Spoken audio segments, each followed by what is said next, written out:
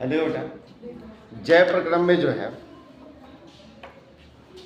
हम लोग एक कोशिकीय जीव अमीबा पाचन क्रिया देख लिया था, और आज क्या देखना था, जो बहुकोशिकीय जीव होते हैं, यानी बहुकोशिकीय जीवों में पाचन क्रिया कैसे होती है। तो बहुकोशिकीय जीव में जो है हम मानव के बारे में क्या करेंगे, अध्ययन करेंगे कि मानव में क्या होता है, पाचन क्रिया कैसे होता है।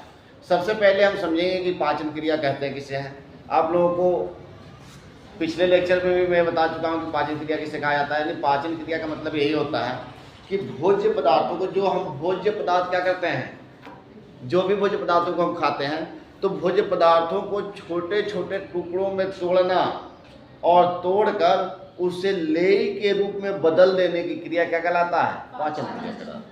ठीक है ना। अब ये चूंकि हमारे शरीर में पाचन क्रिया जो है दो तरह से होते हैं। पाचन क्रिया हमारे शरीर में क्या होता है, दो प्रकार से होता है। एक होता है फिजिकली और दूसरा क्या होता है, केमिकली।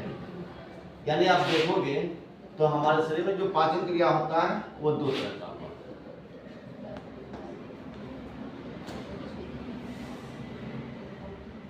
और दूसरा क्या होता है, केमिकली।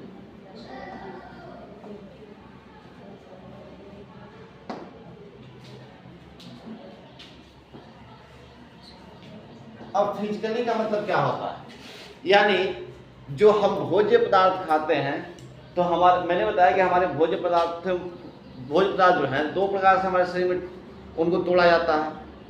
एक तो उन्हें काट पीट कर क्या किया जाता है, छोटे टुकड़ों में बदल दिया जाता है। दूसरा जो है उसमें जो है हमारे पाचन अंग हैं, वह पाचन अंग में कुछ क्या करते हैं, केमिकल का यानी रासायनिक पदार्थों का स्राव करते हैं। तो कुछ भोज्य पदार्थ जिनको ये तोड़ने में यानी पूर्ण रूप से तोड़ नहीं पाते हैं, तो उनको केमिकल क्या कर देता है, गलाकर खत्म कर देता है। ठीक है ना। यानी एकदम क्या करता है, महीन बना देता है। हम समझेंगे कि कैसे होता है। तो देखो, हमारे शरीर में कोशिकीय जीवों के शरीर में भोजन पाचन क्रिया के लिए उनमें क्या पाया जाता है, पाचन अंग पाया जाता है। क्या पाया जाता है, पाचन अंग। और ये पाचन अंग जो है दो तरह का होता है। दो तरह का है। जो पाचन अंग होता है शुरुआत कहाँ से होता है, मुख से शुरू होता है, जिससे सीधी सी बात होता है कि हमारे शरीर में पाचन क्रिया कहाँ होता है, आहार नाल में होता है। कहाँ होता है, आहार नाल में।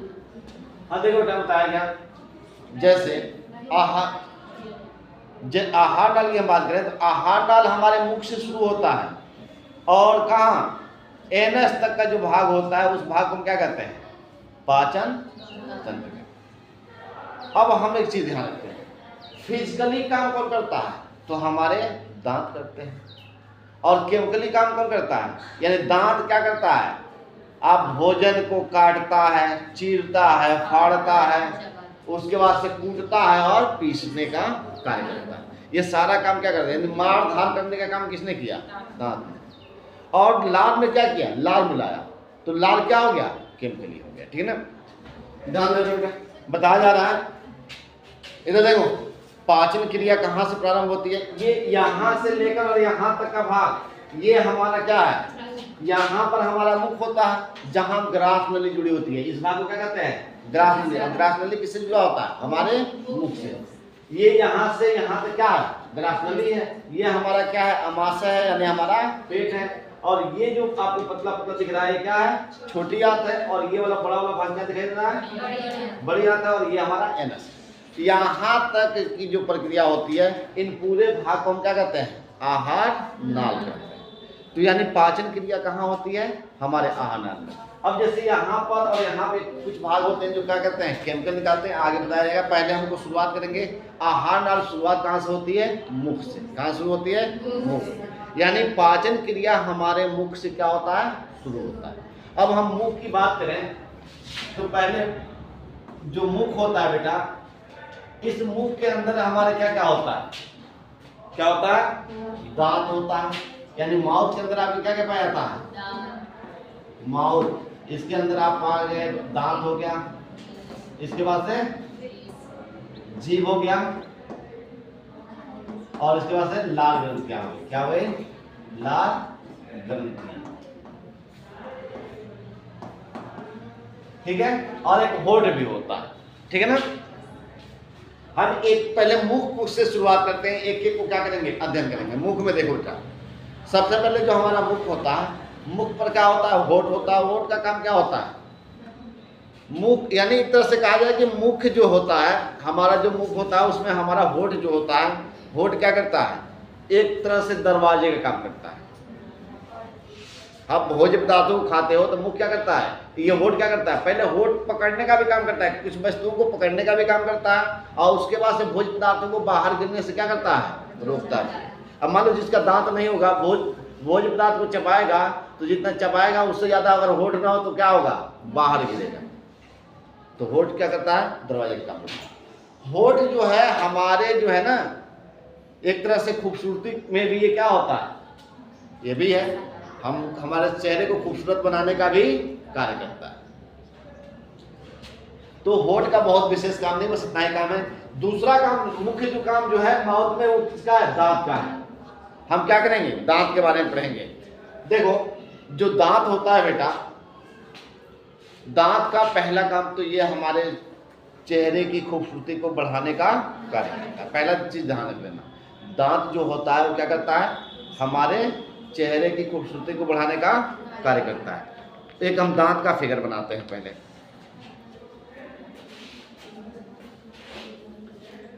देखो ये हमारा क्या है, दांत।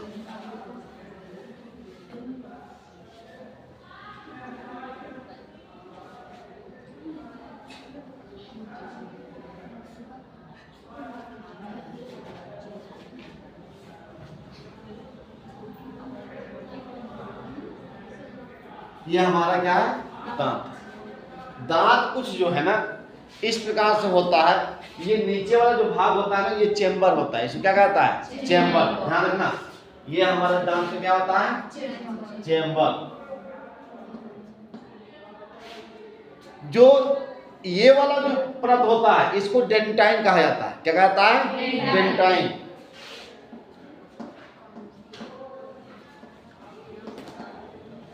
और ये वाला जो ऊपर वाला परत होता है, ये ऊपर वाले परत को कहा जाता है एनामेल। एनामेल कहा जाता है, क्या कहता है, एनामेल। ध्यान रखना, बताया गया। ये जो हमारा दांत होता है बेटा, दांत जो होता है, दांत के अंदर जो है जो दांत होता है बेटा, उसमें हमारे दांत में पहले तो चीजें कहीं नोट कर लेना कि इसमें कैल्शियम फास्फेट पाया जाता है। क्या पाया जाता है, यानी हमारा दांत कैल्शियम फास्फेट पाया जाता है। कैल्शियम फास्फेट का क्या होता है, बना होता है। ये 3 परतों में होता है। दांत कितने परतों में होता है, 3 परतों में होता है। जो ये वाला परत देख रहे हो, ये वाला परत, ऊपर वाला परत देख रहे हो ना, इस वाले यानी सबसे ऊपर वाले परत को हम क्या कहते हैं, एनामेल कहते हैं। एनामेल जो होता है दांत का सबसे कठोर भाग होता है, ध्यान रख लेना। क्या होता है, सबसे कठोर भाग होता है। डेंटाइन जो होता है, डेंटाइन क्या होता है, कमजोर भाग होता है। क्या होता है, दांत का कमजोर भाग होता है। और चेम्बर जो होता है, ये इसी में क्या होता है, जैसे आप मसूड़ा कहते हैं ना, चेम्बर जिसमें धंसा होता है, ठीक है ना। एक चीज और नोट कर लेना, यानी दांत कितने परत में आपने देख लिया, अरे ये तो चेम्बर है, परत तो यही है ना, 1 और 2। कौन कौन, डेंटाइन और एनामेल। डेंटाइन क्या होता है, कमजोर होता है, और जो दांत के ऊपर का परत होता है वो क्या होता है, कठोर होता है। अब हमारे शरीर में जो है दांत जो है खराब क्यों होता है, अगर हम देखेंगे कि अधिकांश दांत खराब हो जाते हैं, तो दांत खराब होता क्यों है, खोखला क्यों हो जाता, नहीं होता, कहते हो दांत खराब हो गया, खोखला हो गया है। तो ये खराब क्यों होता है, तो फ्लोरीन गैस की वजह से होता है। कहीं नोट कर लेना, किसकी वजह से होता है, फ्लोरीन गैस की वजह से होता है। एक चीज और याद कर लेना, जो ये दांत का जो कठोर उत्तक होता है बेटा, ये दांत जो होता है जो कठोर, ये क्या होता है, एनामेल होता है ना, ये जो कठोर होता है ये उत्तक होता है। ये हड्डी, ये हमारा दांत जो है हड्डी नहीं होता है, ध्यान रख लेना, एक विशेष प्रकार का उत्तक होता है। दांत का अध्ययन किस में किया जाता है, हम दांत के बारे में पढ़ रहे हैं ना, किसके बारे में पढ़ रहे हैं? दांत के बारे में। तो दांत का जिसमें अध्ययन किया जाता है बेटा, इसका जिसमें अध्ययन किया जाता है उसे कहा जाता है ओडोंटोलॉजी का। अब ये बताया गया कि दांत की क्षति किससे होता है? दांत की क्षति किससे होती है? Fluorine gas. दांत खराब होता है किसकी वजह से होता है? फ्लोरीन गैस की वजह से होता है। ये चीज याद हो गई।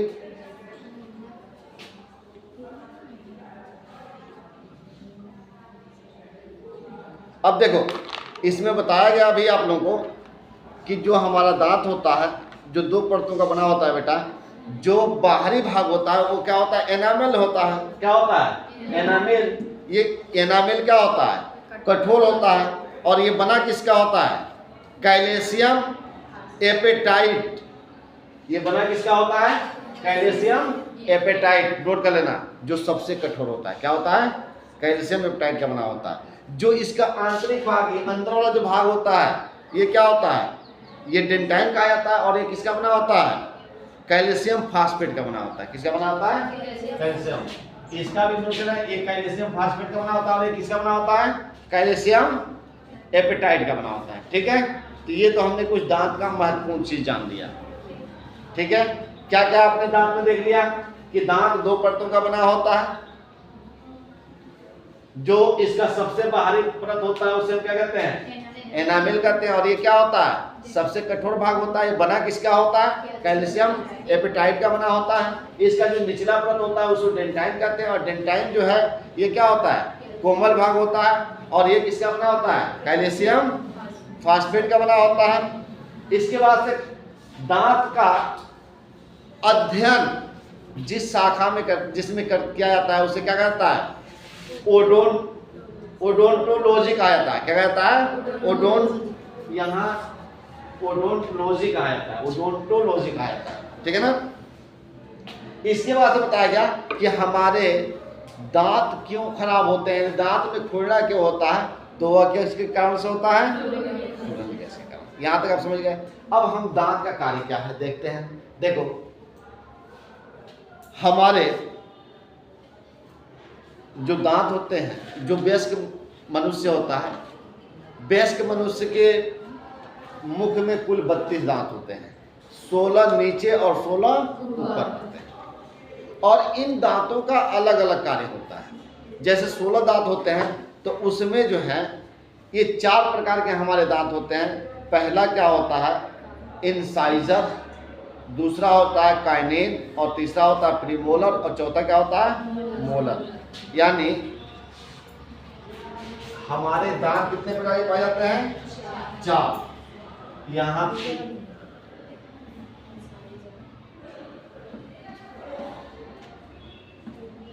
स्पेशल है।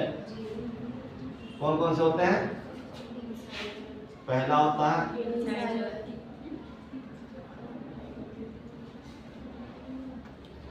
इंसाइजर, दूसरा होता है, देखो बताया जा रहा है कि जो हमारे दांत होते हैं, जो हमारे मुख में दांत होते हैं, यानी इन दांत की संख्या, दांत कितने प्रकार होते हैं बेटा? 4 प्रकार के हो गए। ये दांत जो होते हैं वो कितने प्रकार हो गए? 4। पहला होता है इंसाइजर, इंसाइजर होता है, दूसरा होता है काइनेन, और तीसरा होता है प्रीमोलर, और चौथा क्या होता है? मोलर। इंसाइजर का मतलब होता है धारदार। क्या होता है? धारदार। और इसके बाद से क्वानाइन का मतलब होता है नोकीला।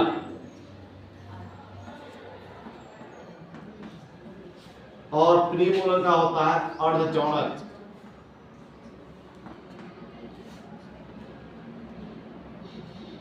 अर्धचौड़क, और इसका होता है चौड़क।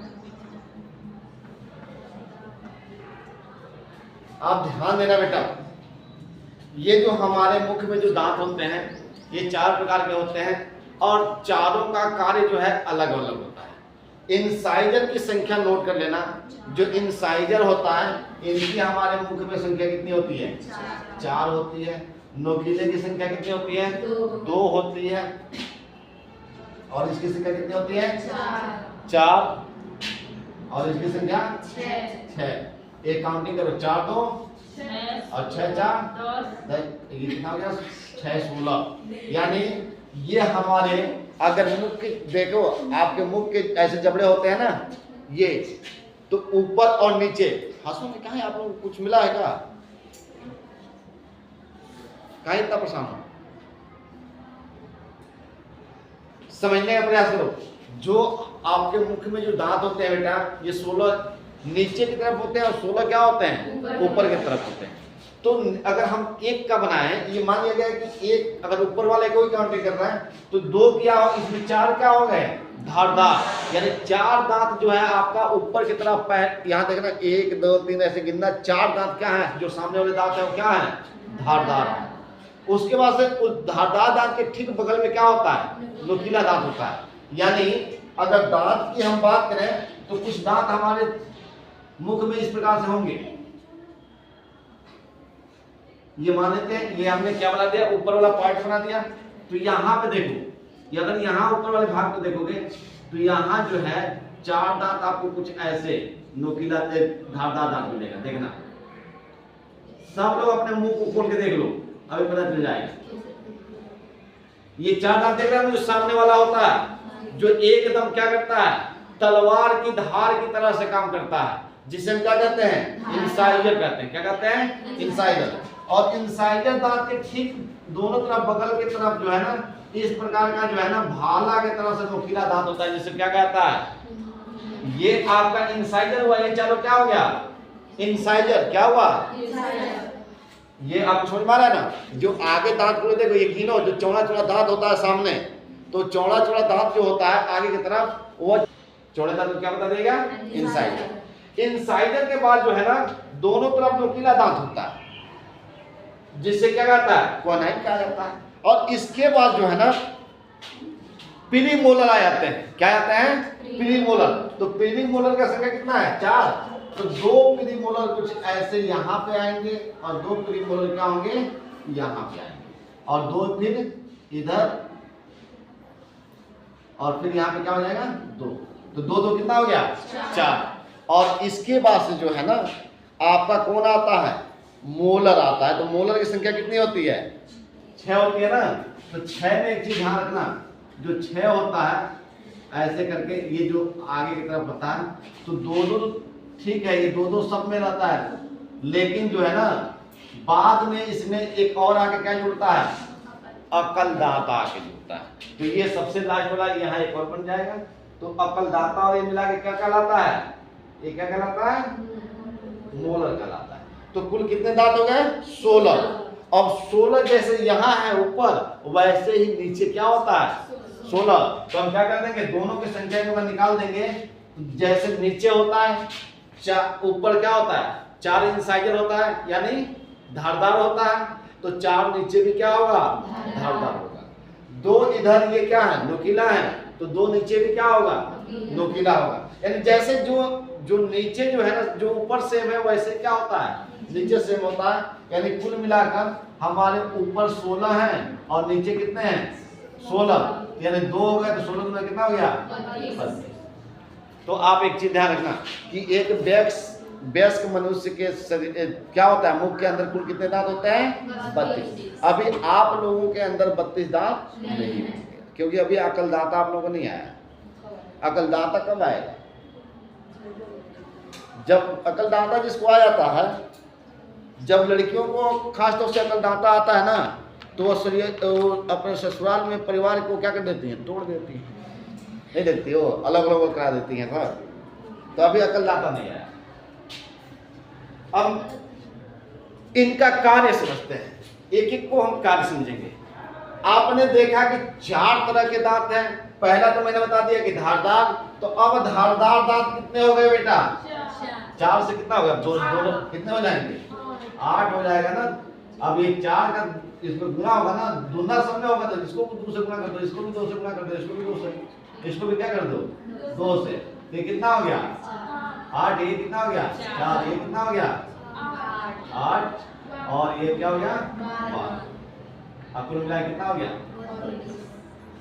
अब इन दांतों में एक चीज ध्यान रखना, इनका कार्य क्या है? पहले एक चीज और बता देते हैं, जो बच्चों में जो होता है ना, बच्चों में, तो बच्चों में एक चीज दांत नहीं पाया जाता है, दो दांत नहीं होता। जानते हो क्या नहीं होता है? एक तो प्रीमोलर नहीं होता है, प्रीमोलर की संख्या कितनी है? 8। और दूसरा जो है 2 अकल दांता निकलता है, तो वो दोनों अकल दांता भी बच्चों में नहीं होता है। तो कुल कितने दांत नहीं होते हैं? इंसाइजर की संख्या बच्चों में कितनी होती है? 4। और जो नुकीले दांत की कितनी संख्या होती है? 2। प्रीमोलर कितने होते हैं? 0।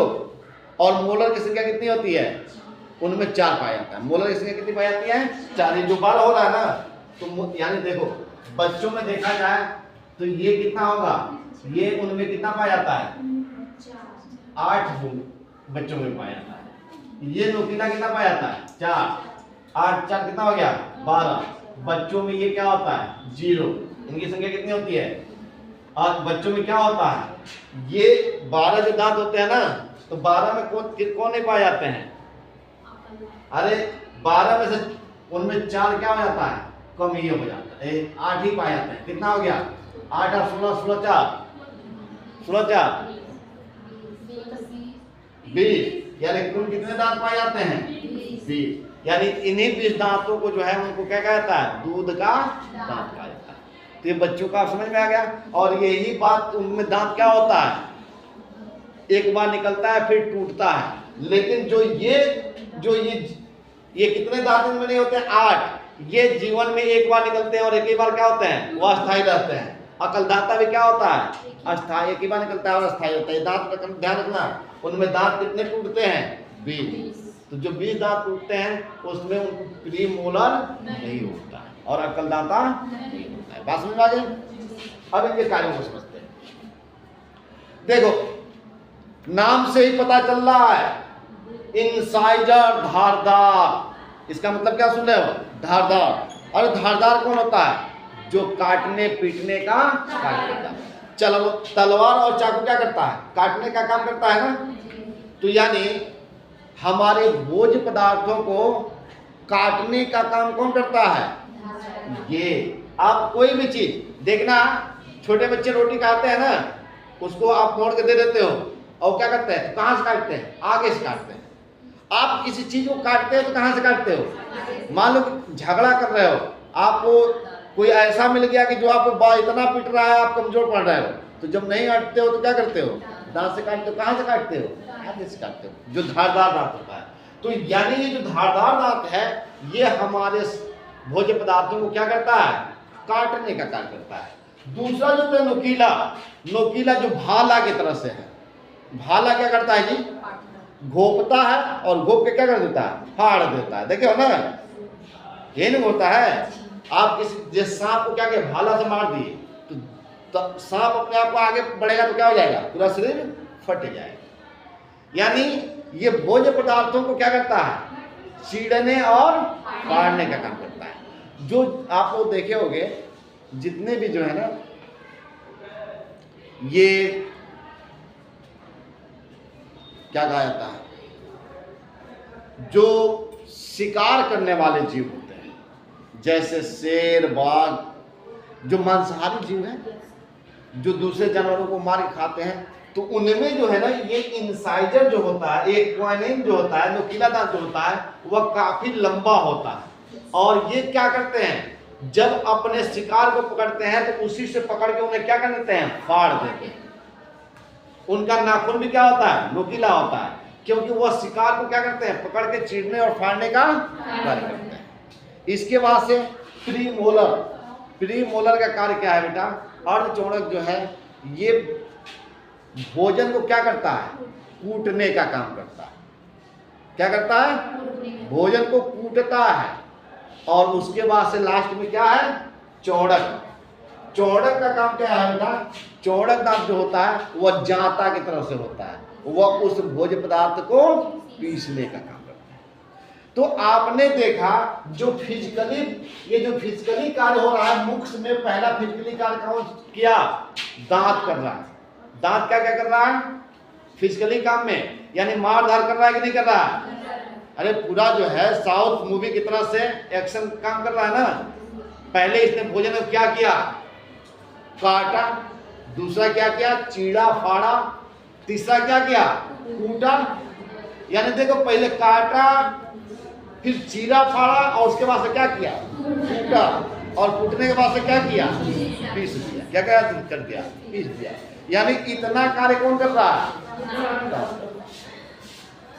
इतना कार्य क्या होता है, दांत से होता है।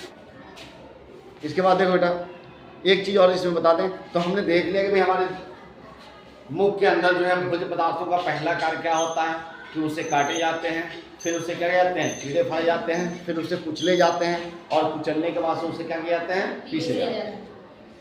एक और चीज आप नोट कर लो, आपके जीवन काल में, पूरे जीवन काल में कितने दांत आपके मुख में निकलते हैं, कोई बताएगा?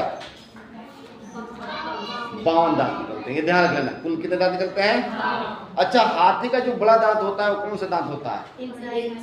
हाँ, ये मत समझ लेना, ये नुकीला मत समझ लेना। जो दोनों दांत निकला होता है नुकीला नहीं होता है, इंसाइजर होता है, ठीक है ना। तो ये पॉइंट आप नोट कर लेना। अब मान लो कि जब भोज्य पदार्थ का क्या हो गया, भोज्य पदार्थ का जो हमने खाया, तो खाने के बाद से पहला हमने क्या किया, फिजिकली कार्य कर लिया। फिजिकली कार्य के बाद से अब हमारे मुख के अंदर जो है हमारा क्या होता है, जीभ होता है। क्या होता है, जीभ। देखो हमें भोजन के तरफ आकर्षित करने में जीभ का महत्वपूर्ण भूमिका होता है। जीभ जो होता है वो तो हमारे 32 दांत के बीच में ये एक मुलायम अंग होता है, और ये अलग अलग इसके भाग बटे होते हैं, और उस अलग अलग भाग पर जो है हमें अलग अलग क्या होते हैं, स्वाद महसूस होते हैं। जीभ जो है इस क्या करता है, स्वाद दिलाने का कार्य करता है।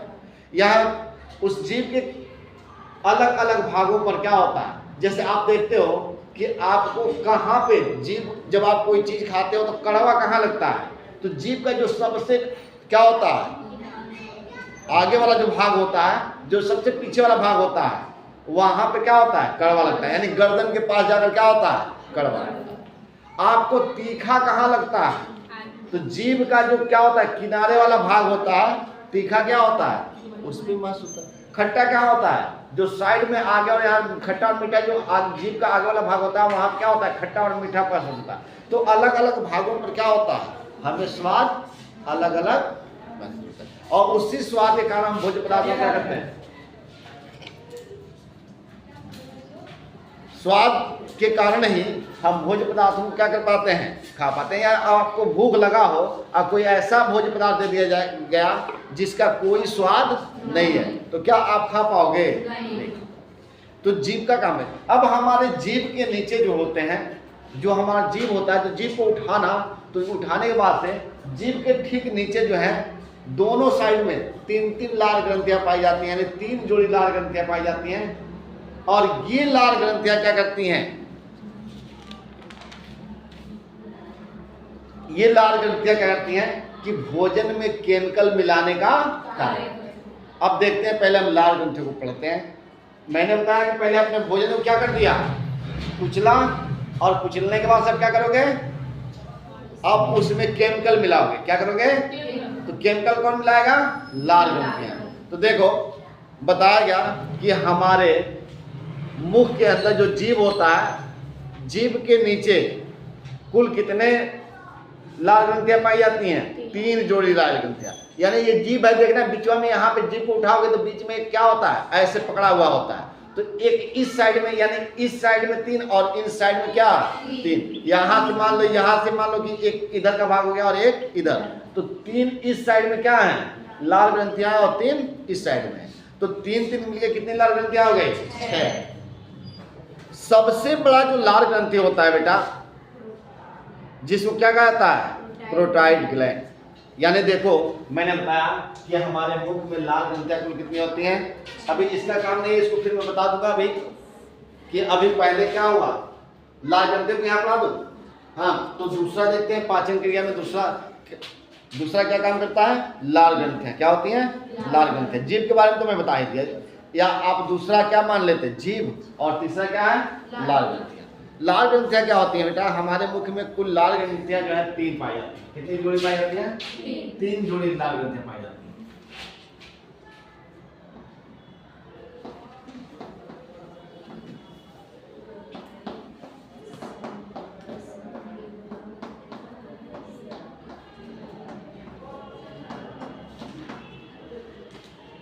कितनी जोड़ी हमारे मुख में लाल ग्रंथियां पाई जाती हैं? 3 जोड़ी लाल ग्रंथियां पाई जाती हैं। यानी आपको बताया गया कि 3 इस साइड में होता है, 3 इस साइड में होता है।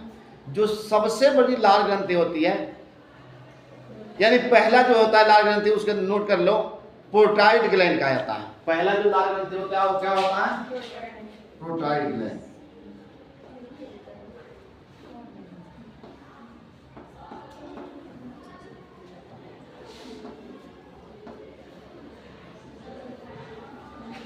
देखो पहला बताया गया कि हमारे दांत का जो सबसे क्या होता है, 3 तरह के लाल ग्रंथियां होती हैं। एक होता है पोर्टाइड ग्लैंड, दूसरा होता है सबमंडिबुलर ग्लैंड और तीसरा होता है सैम्बिक्यूल ग्लैंड। ये देखो 3 क्या होते हैं, ये हमारे मुख में 3 जोड़ी ये क्या होती हैं? लाल ग्रंथियां, जिसमें सबसे बड़ा होता है प्रोटाइड ग्लैंड। जो प्रोटाइड ग्लैंड होता है, ये बताया गया, ये हमारे मुख का सबसे बड़ा क्या होता है? लाल ग्रंथि।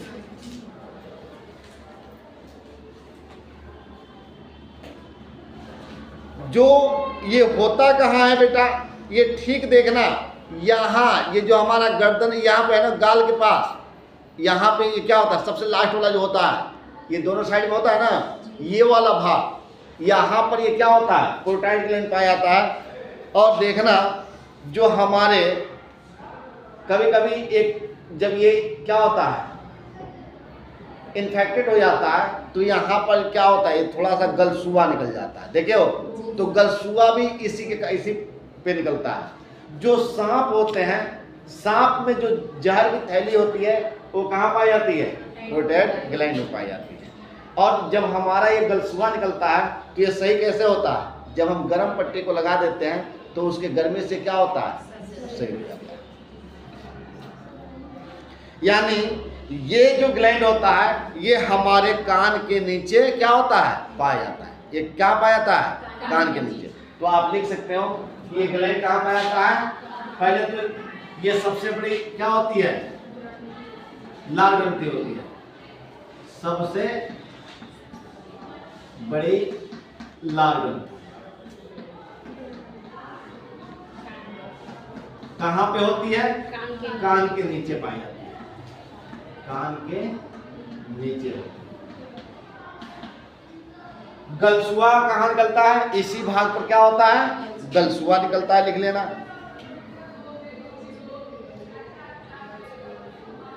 यानी गलसुआ को प्रभावित करने वाली ग्रंथि कौन है? प्रोटाइड। यहाँ लिख लेना, गलसुए को प्रभावित करने वाली यही ग्रंथि है। दूसरा जो है, सांप के अंदर विष पैदा करने वाली भी ग्रंथि क्या है? ये।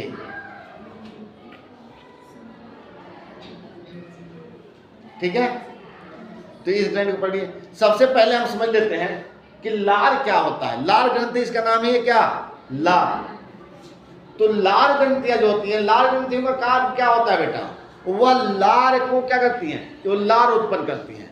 और लार एक प्रकार का क्या है? एंजाइम। क्या करता है? एंजाइम।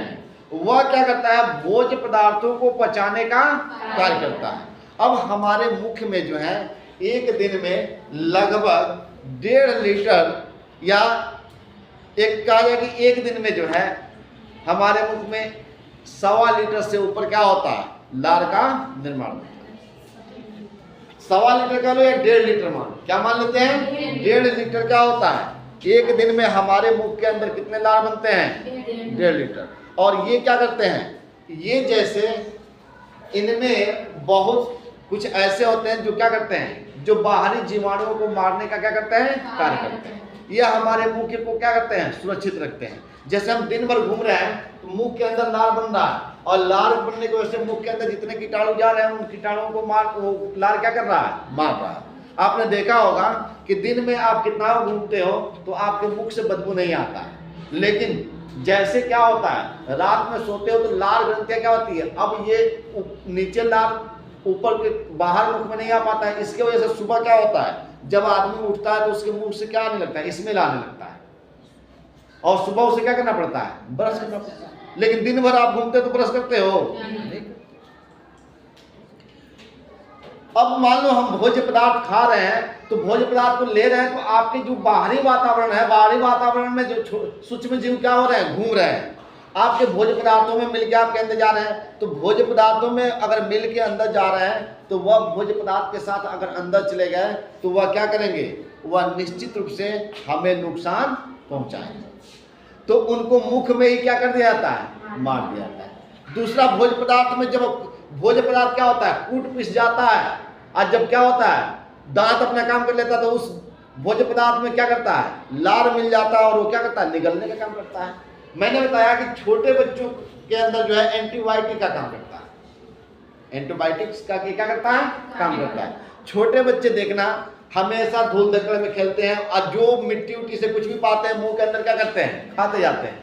तो छोटे बच्चों में आप लोगों ने देखा होगा कि छोटे बच्चों में सबसे ज्यादा लार बनती है, यानी 1.5 लीटर से भी ज्यादा क्या होता है, लार बनता है। और ये लार क्या लार बनता है, देखना कई बच्चों के जो है ना, यहाँ पे रुमाल बांध दिया जाता है, जिस पे लार क्या करते हैं, टपकाते रहते हैं। नहीं बांधोगे ना तो क्या करेंगे, पूरा कपड़ा वपड़ा भर लेंगे। तो छोटे बच्चों में लार अधिक क्यों बनता है, क्योंकि वो क्या करते हैं, धूल धक्कड़ में खेलते रहते हैं, वो गंदे जगहों पर जाते हैं और उसी को पकड़े क्या कर लेते हैं, खा लेते हैं। तो ये हमारा जो है, और जिनके अंदर लार कम बनता है तो उनका क्या होगा, पाचन तंत्र क्या माना जाएगा, कमजोर माना जाएगा। अब देखो, जो ये लार ग्रंथियां होती हैं, जो 4 प्रकार की जो हमारे लार ग्रंथियां होती हैं, इन लार ग्रंथियों में जो है ना क्या होते हैं, 4 प्रकार के एंजाइम निकलते हैं। कितने प्रकार के एंजाइम निकलते हैं, 4। पहला लिख लेना, यानी इन लार ग्रंथियों से जो है ना, ये तो आपने लिख दिया, पहला क्या लिखे हो, सबसे बड़ी लार ग्रंथि है। दूसरा क्या लिखे हो, दूसरा क्या लिखे हो, अरे दूसरा यही बताया गया कि गलसुआ को प्रभावित करने वाला यही ग्रंथि है, सांप में विष पैदा करने वाला यही ग्रंथि है। यही तो मैं बताया। हमने बता दिया कि एक दिन में हमारे मुख में कितने लार बनते हैं, ये आप लोग पॉइंट वाइज करके लिख लेना। अब लार ग्रंथियों में कितने प्रकार के एंजाइम पाए जाते हैं, 4। यहां लिख लेना।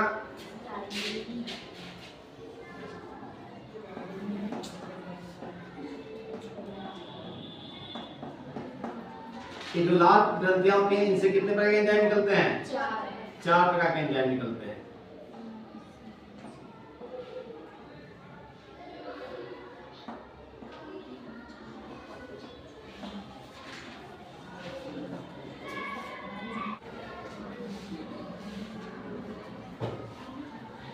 देखो बताया जा रहा कि हमारे जो है ना लार ग्रंथियां होती हैं, लार ग्रंथियों में कितने प्रकार के एंजाइम पाए जाते हैं बेटा, 4 प्रकार के एंजाइम पाए जाते हैं।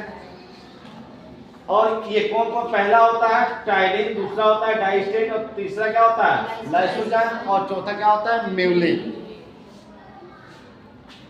देखो, जो ये होता है टाइलिन और डाइस्टेट, ध्यान रखना, जो क्या होता है टाइलिन और डाइस्टेट।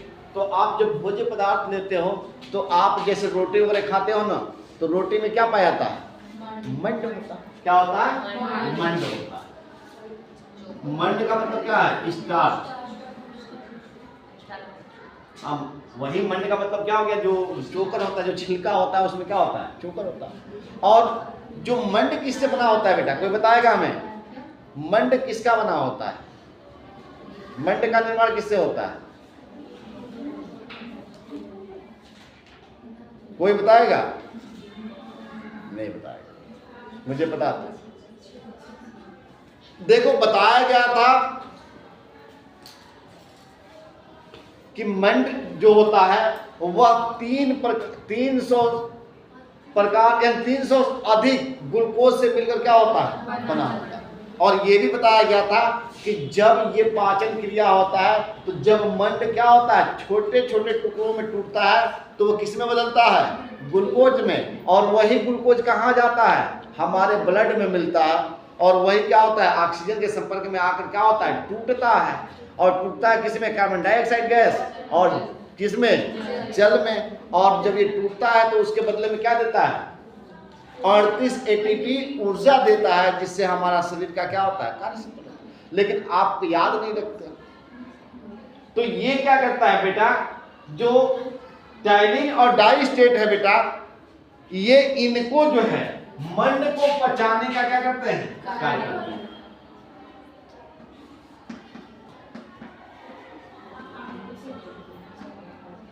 अब चलिए ध्यान रखना कि मंड का पाचन क्रिया कहां से शुरू हो जाता है, हमारे मुख से ही चालू होता है। क्योंकि पूर्ण रूप से नहीं जाता है, अभी अंदर भी कुछ क्रियाएं होती हैं, लेकिन पाचन क्रिया को कहां से शुरू कर देता है, मुख से।